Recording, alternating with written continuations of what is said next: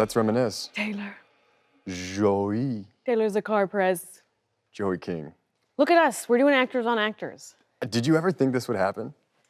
No. Together, I mean, together, I hope not, but here we are. Separately, together, but we're here. I know, I'm so excited for us. This is a big deal. It's a huge deal. This is a big deal. I'm honored to be here. My heart's beating a little bit fast. I'm kind of sweating. To be honest with you. I'm a little, I don't know why, because it's just you. And we just gave our waters You know away. why? It's because it's varieties, actors, and actors. Because it's a big deal. It's a big deal. Well, now that we've established that this is a huge deal, why don't we talk a little bit about how we met? How we met. I met you when you were bald. Yes. For the third time. Well, I wasn't totally bald. My hair was growing out. Okay, let me tell you what you look like. Okay, you tell it. No. Okay, tell me so what I look cute. like. You had daisies on a headband. Did I? And you were in a jean outfit. I feel like this is not, you're not painting a very pretty picture here. I thought... You're like, you had like a bohemian Coachella flower crown on.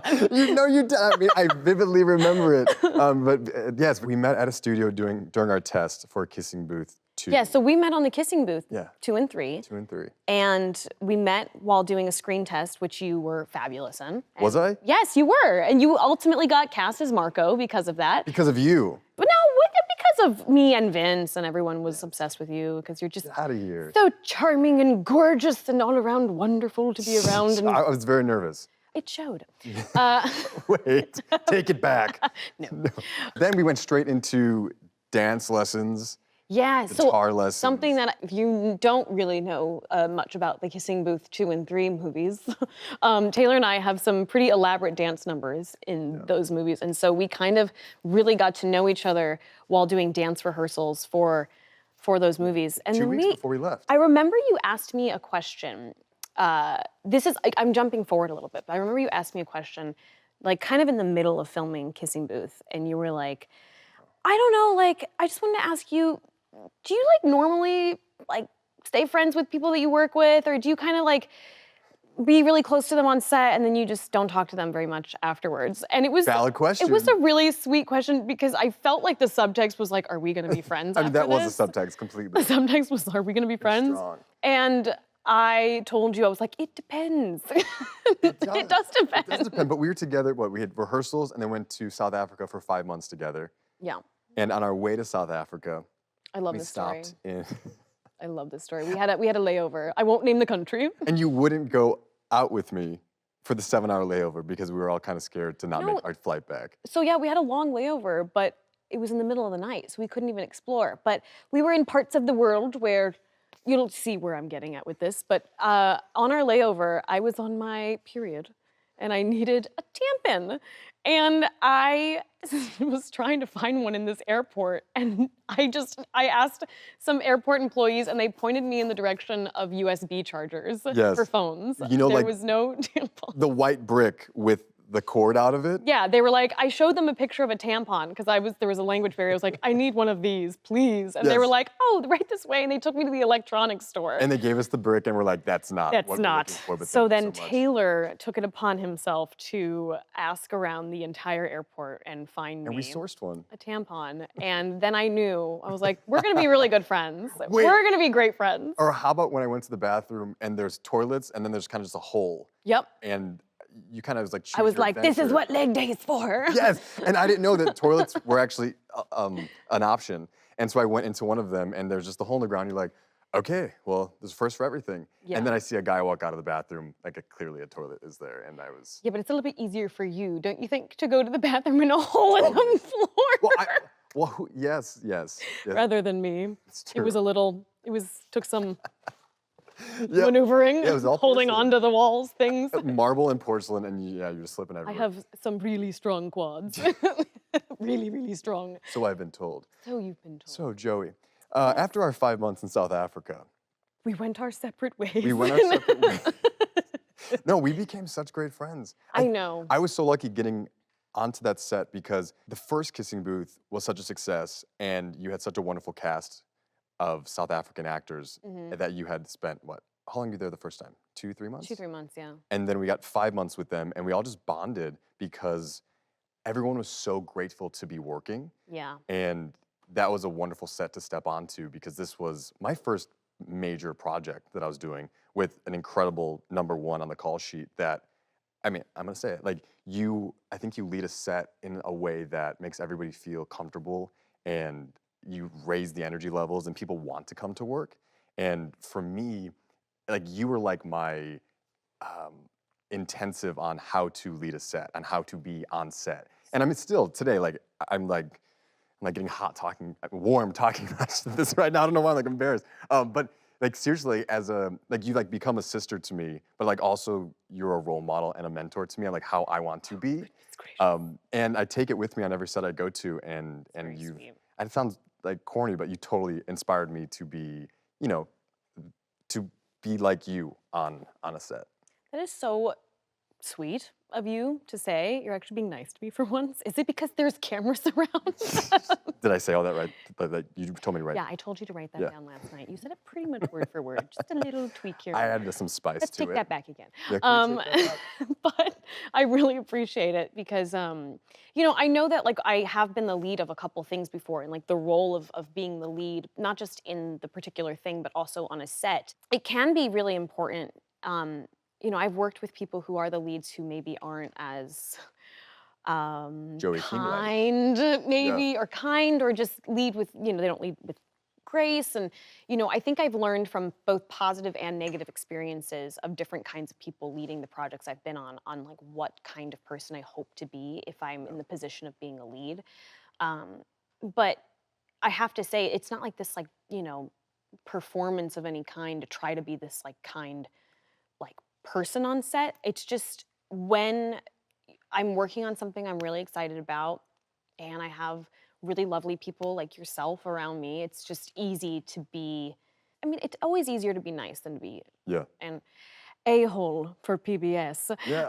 What is it? You attract more bees with honey? Is that a saying? I guess.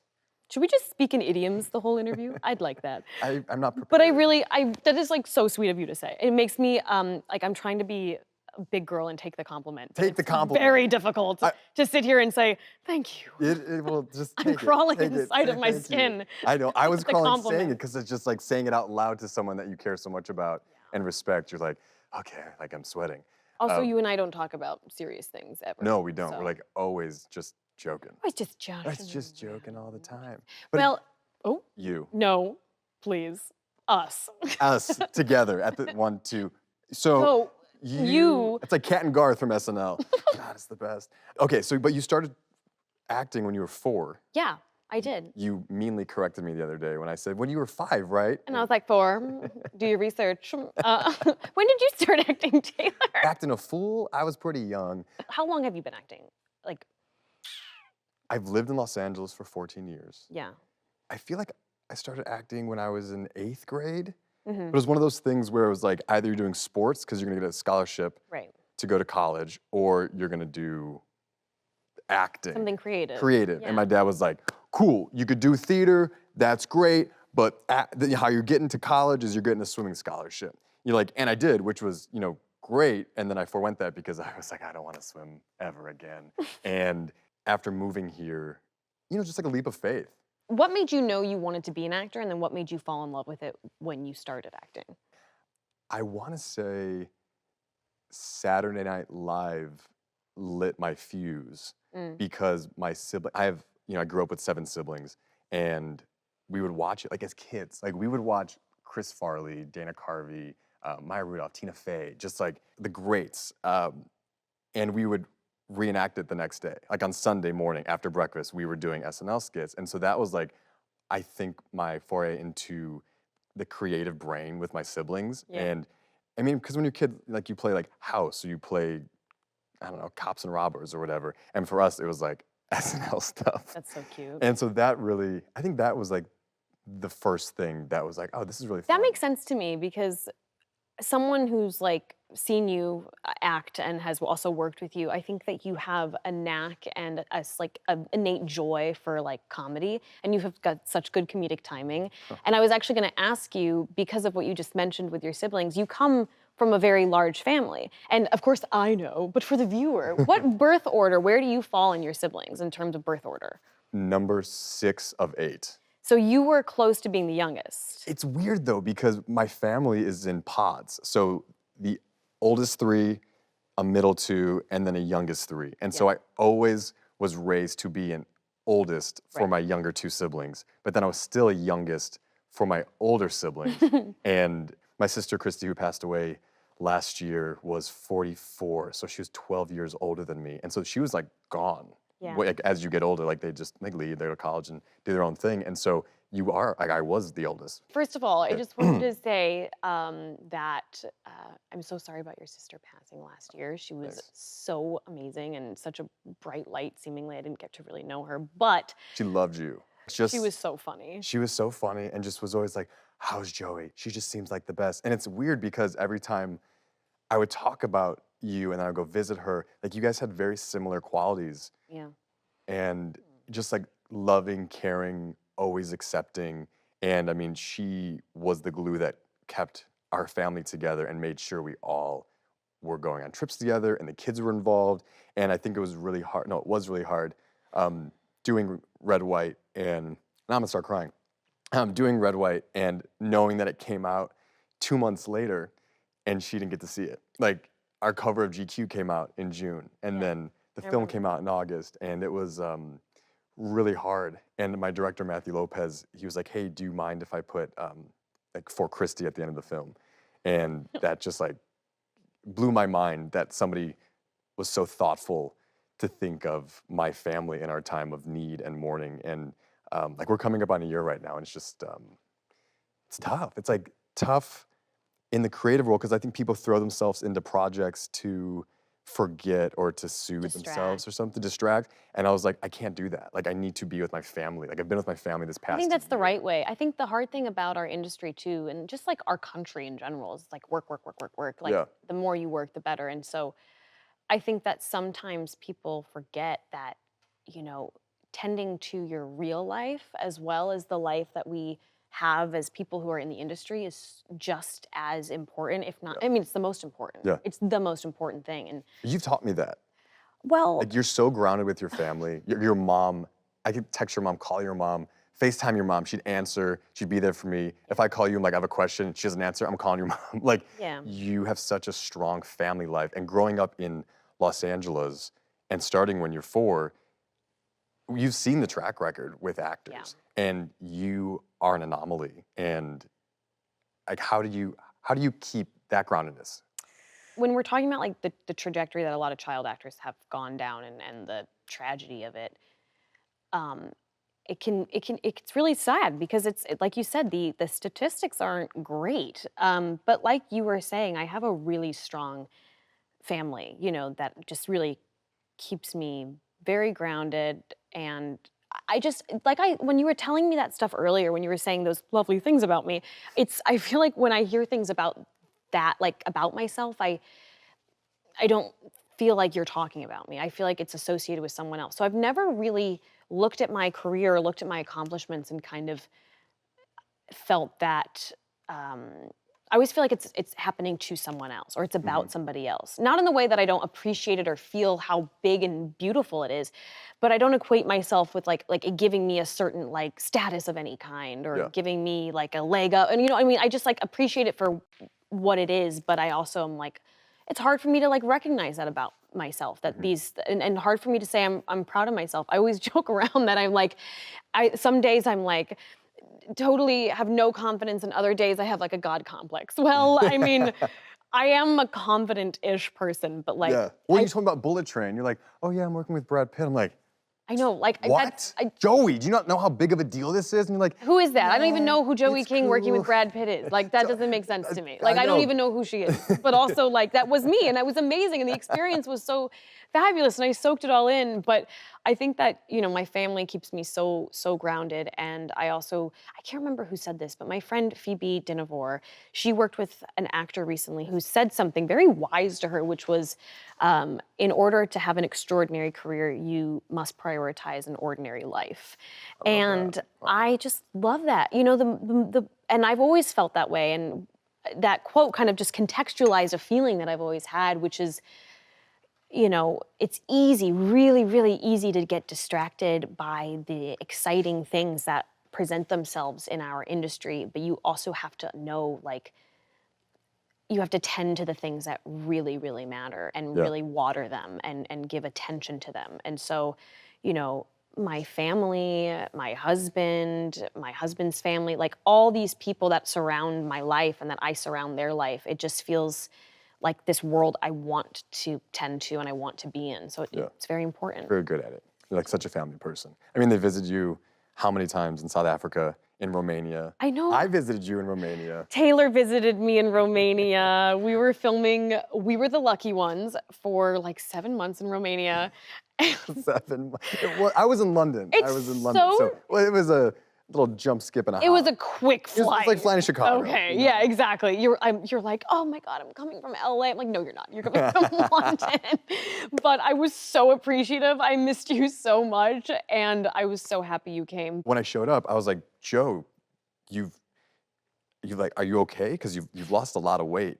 It's interesting that you kind of say that. My family was also like, when they came to visit me, I opened the door and I was like, hi, and they were like, like I got very, very, very thin for that show. Because, you know, my character, she's a Jewish woman passing as an Aryan woman, but at the beginning of the war, they're living off of rations, and then the access to food is so limited, and it's part of the story is just, there's so many situations that they find themselves in that they want to appear healthy and appear like they are well nourished and well taken care of. And in our scripts, it was like, but they clearly are not. Like they are clearly very not well. And so I lost a lot of weight for the show, which was really difficult. I mean, I'm hesitant to even like discuss it because I feel like it sounds so precious, and it's like, oh, look at me, I lost all this weight for the show, but I did, and it was tough, and it was something that once I did it, I then was like, oh, I get why people talk about it afterwards because it's so hard. But you were so mindful of it. I think we went to ramen with your cast one morning, and you kind of were eating half of it. And which is so not like me. So not like you. You're like, and donuts, and extra, extra, extra.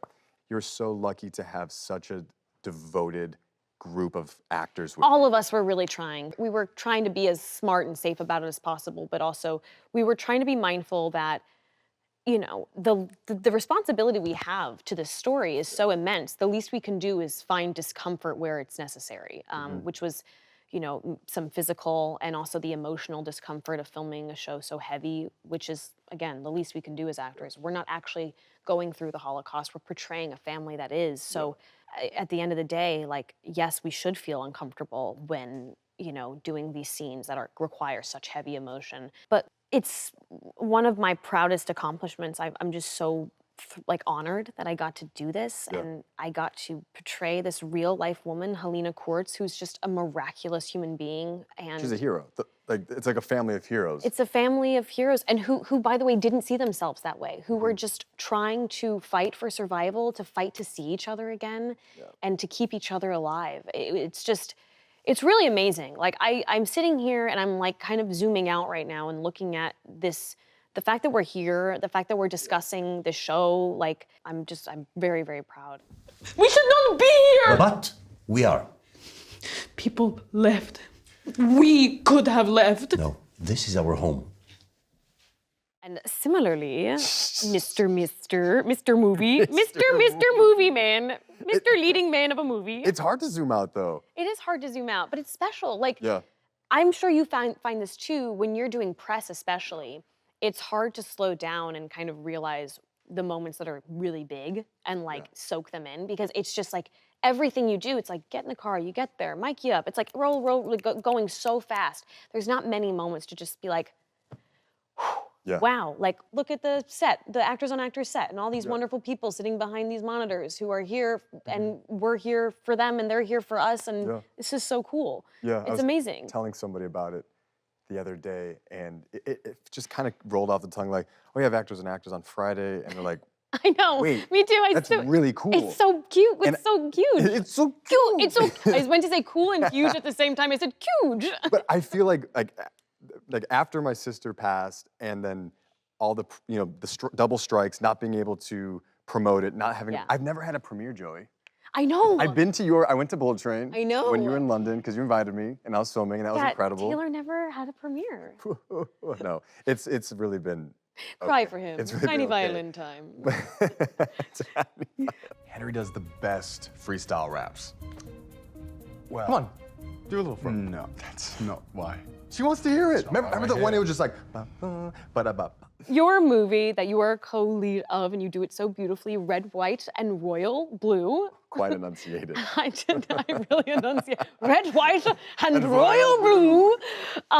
So tell me, Taylor. I want to know a lot of things, but I want to know, you are working with Uma Thurman, who, like, wow, how cool is that? She's playing your mom. Talk about zooming out. Talk about zooming out. There's a scene in the movie where you make an oopsie and she says to you as you leave the Oval Office, you say, "I'm sorry, Mom." And she goes, "I know you are, baby. Now fix it." I was shaking in my boots. I was so scared of her in that moment. Right? It's just She's so great. layer on layer of it. Like, first of all, being Uma Thurman. Yeah. Secondly, President of the United States. Yeah. And, like, most importantly, Mom. How cool was that working with her? Seriously, the best. And it's interesting. I just watched Red, White, and Royal Blue for the first time. I didn't even see the finished product. I was in London, and I think Nick and I had a project and like a shoot. And they're like, "Hey, we're going to show you a screening of the film." So I saw it, and he's like, "This isn't fully done yet. Like, it's not color corrected." I it's saw not it fully before it was mixed." fully done too. Yeah. Oh, yeah. Yeah, you brought me. I brought you, and I haven't seen it since then. And so, watching it the other day, I was actually able to zoom out, like see the trees for the forest. Another idiom, right? Wrap it up, Is please. it? For God's sake, no one cares. See the forest for the trees. Stop trying to sound smart. We're over it. But working with Uma, I was hyped, and going through like all of my prep and research for everything, and just knowing, it's like it was almost looming. There was a 2-week period that we shot together, and I was like, "Okay, when is Uma get here? When is Uma get here?" And this is my first biggie of a scene, and for some reason I just felt ready, and because like as actors, right? Like the most important things, genre, given circumstances, and relationship. And so like I just Sorry, I glazed over. What was that? I'm sorry. I'm sorry. This is us. This is us in a nutshell. Wait, okay, so continue, because I have more questions for you. Okay. I was really nervous, but I was ready.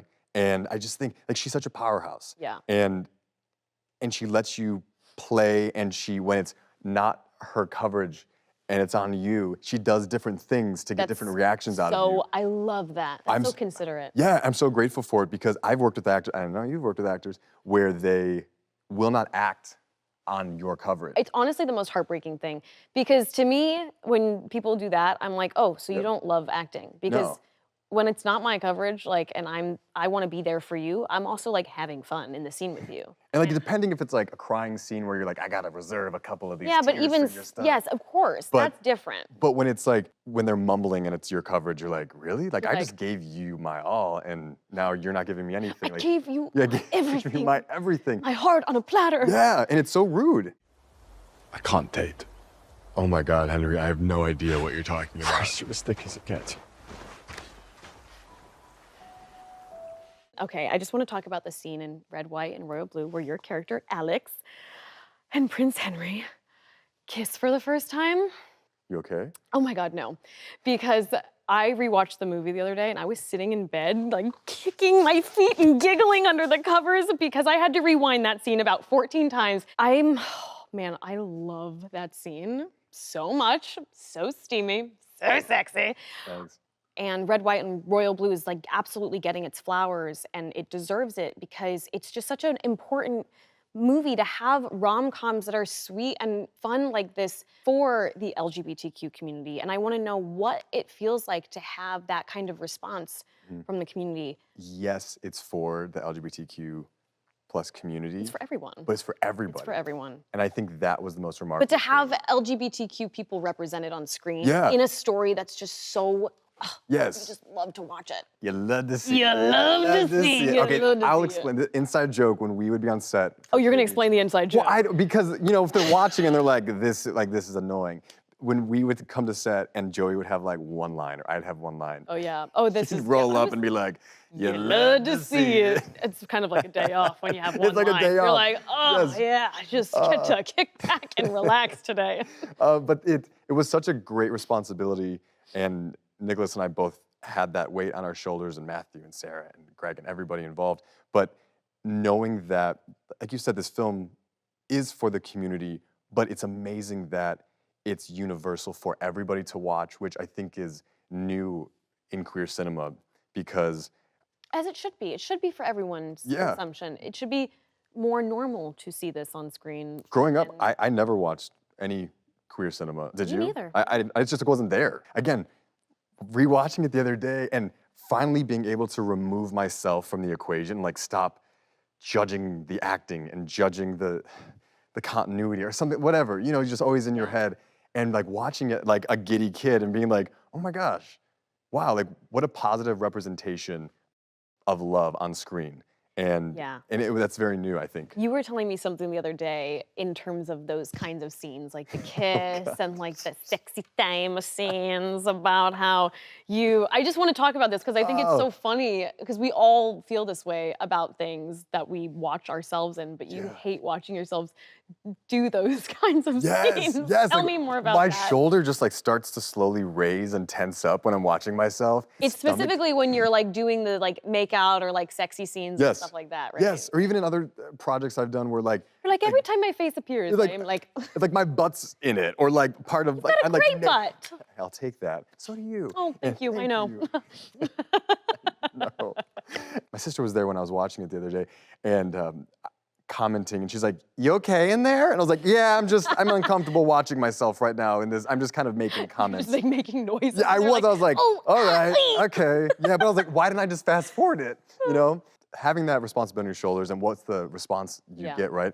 I've been stopped by a ton of people from 15 years old to like 80 years old, men, women, whatever, telling me how much this film means to them. Yeah. And I stop and talk to them for like 5 minutes, and my friends and family are like, we gotta go. Like, we're going to a movie, we're going to dinner. I'm like, oh, okay, sorry. Like, I just get like, It's really special though. Like Yeah. it's touched people. I've been with you when people stop you and it's really beautiful because you're so gracious and sweet and you Again, receive it so well. thank Don't, you. It's because of you. don't. It's honestly Say another because nice of thing you, about me. I'm because sick of it. when we started filming our first project together and people would come up to you and I would take the photos, they'd be like, I'll take the photos. And now people see us together and they freak out all the time. They do. They It's- get so. it's Yesterday, I was so at the fun. airport, and these gals were going to Vegas for a bachelorette trip, and they recognized me. And I was on the phone with my mom, and then I hung up, and they turned to me and they go, "Excuse me, Miss King," and I was like, "Oh, yes." And they were like, "Will you do a tequila shot with us?" No way. I was in the airport, and I was like, "Yeah, Yeah, why not? I will," and I It's a short did. flight. And it It's was a really long fun. flight. Fans are fun. Fans are fun. Fans are super fun. But that's how I've learned to be gracious through you and not annoyed. And like, of course, because so many people have come up to me and said, this project Yeah. changed my life. I almost killed myself before I read this book. I had suicidal thoughts That's so before heavy. I watched this film. And it's so heavy, and giving them, a minute, 2 minutes, whatever, the photo, like it means the world to them. I wouldn't mind doing this again. Me neither. Similarly with you and We Were the Lucky Ones, like you have such a great responsibility to tell this story for the Kirk family. And what has the response been for you? Oh man. Well, the response has been so overwhelmingly wonderful and positive, and I think that is so special and means so much. And the thing I was really nervous about was Georgia's family. So Georgia Hunter is the author of the novel our show's based on, We Were the Lucky Ones, and it's about her family, her real family. And I was nervous for them to see it. So the character I play, Helena Quartz, and the rest of the characters represented on screen are now deceased, but their children and their grandchildren and their great-grandchildren, they're all alive. And so I've met so many of them, and that was incredible. Were And they then on set ever? Helena's daughter came to visit set, which was, oh my God, it was so sweet. Her name's Anna, and she came up to me when she saw me, having never met me, and like stretched her arms out and said, "Mama." And I was like so emotional because in that moment I just felt so like that shouldn't have to do that. She didn't have to. She has no idea what my performance is like yet. Chills She right doesn't now. know me, and yet she's there, like basically embracing me with her words, being like, "I trust you with my mother's story." Like it just felt, it was really special. And then I got to meet Helena's son, who was wonderful, Ricardo, and their children and their grandchildren, and having their approval was so, I was so nervous for them to see the show and to see it, and I got to attend a screening that it was the first time they'd seen the first episode, Whoa. and I got so emotional, man. I was like, the whole press tour for We Were the Lucky Ones has been so great, but like I was saying earlier, like there's not been a lot of time to just like stop and like feel. Like, I feel like when filming the show, I was really feeling everything because we were there and we were shooting and we were in the thick of it, and I could really feel everything and feel that emotion.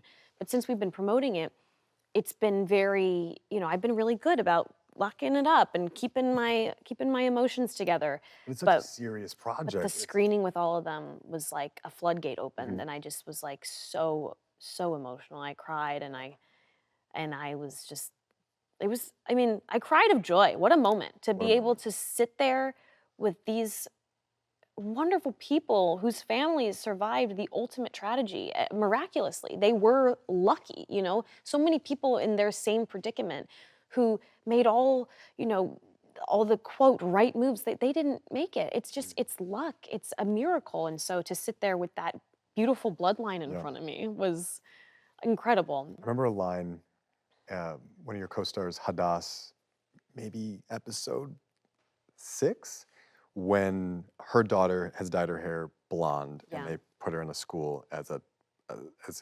non-Jewish person. Yeah. And she comes home, and you say to her, "You have sad Jew eyes." Yeah, you have Jewish eyes. Like that was, I had the chills again. Like I like wanted to cry It's in that interesting because moment. that scene is supposed to kind of be a moment of levity, but it has such weight and darkness to it. Because I'm sitting there kind of teasing my sister, who's played by Hadass Yaron, and I'm saying to her, like, you have to laugh at the Nazis' jokes. You have to lift your spirits. You have to, if we look as sad as we feel, we might as well just denounce ourselves. This scene is supposed to be like a sister, like the way it's described in the script is like a sister dynamic. They're kind of teasing one another. But then when you look at the dialogue, it's just really haunting because this is where this family found levity, like by teasing each other about, like this is where they need it. This was their lifeline to be able to have a normal sisterly moment, even while discussing something so not normal. But you were leading that family, I think.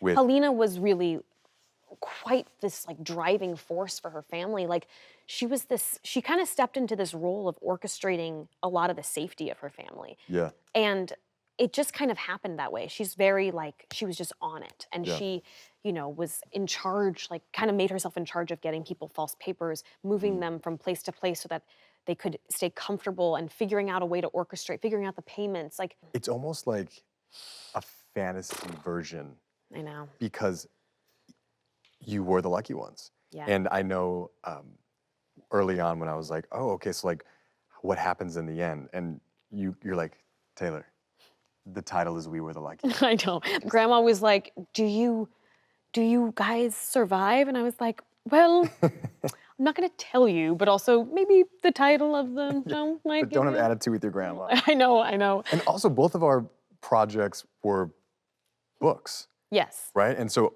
it's not often, I mean, I guess you've done a handful, I mean, of projects that were like your source material comes from a Actually, book. like a lot, like almost most at Yeah. this point. It's kind of crazy. And you read the book.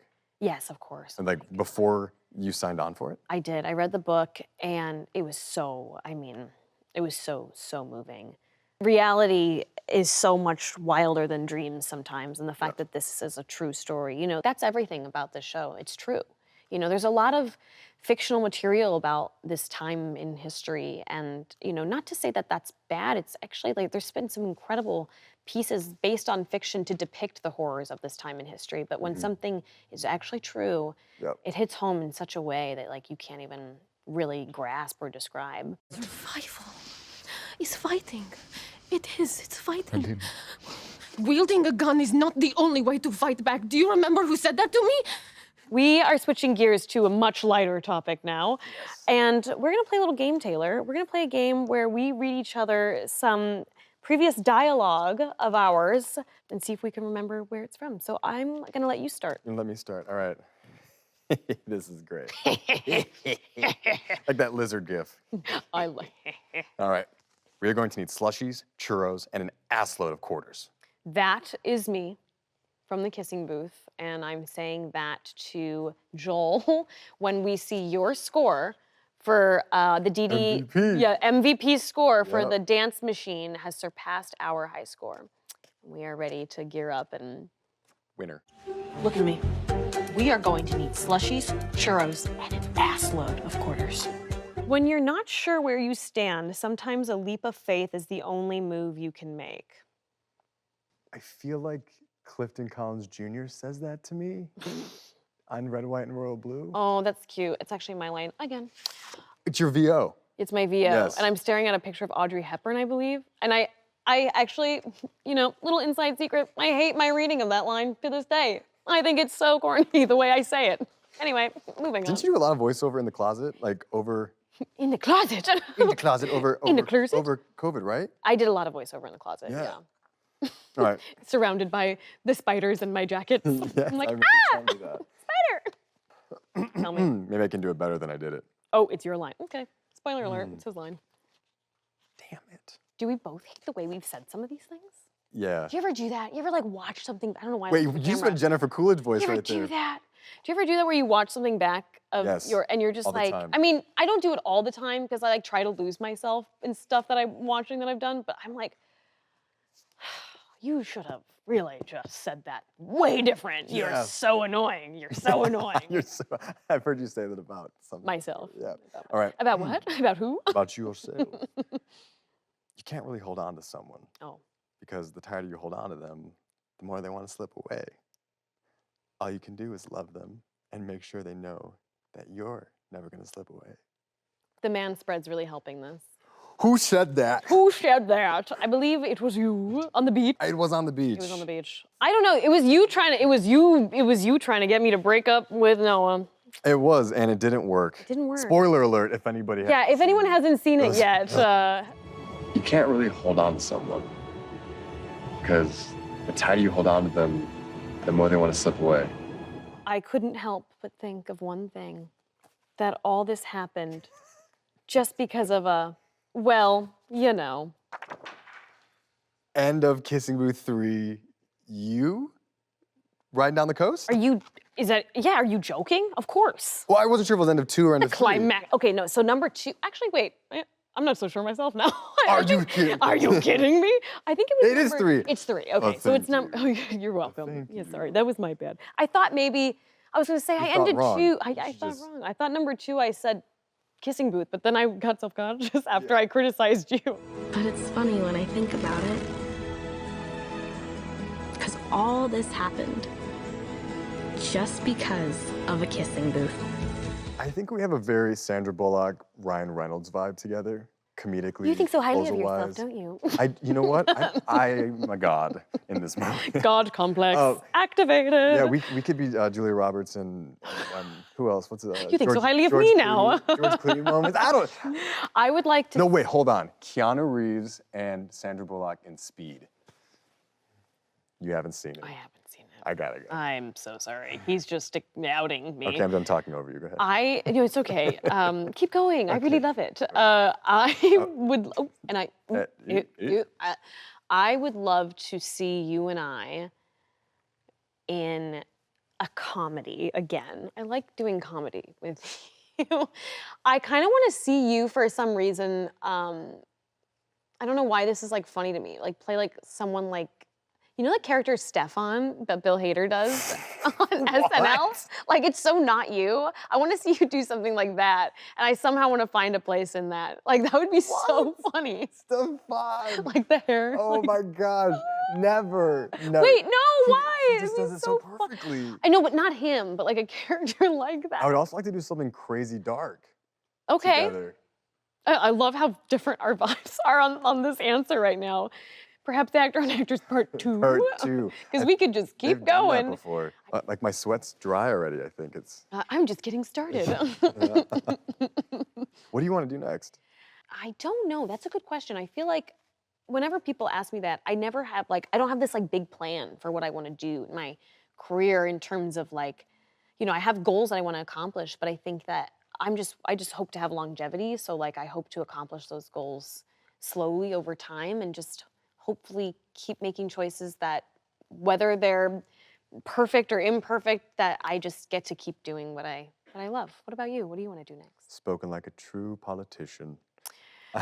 I am very Your diplomatic. next role. I mean, you definitely inspire me to produce my own stuff, and so I've been in that world of like developing exciting That's cool. things and just trying to, I don't know, just do things that have something on their mind. Yeah. I think both of our projects really have something on their mind and are like change makers and make people think. And yeah, I want to keep doing those types of projects. I love that. Well, you guys, viewers? No, I sound so. That's all, folks. That's all, folks.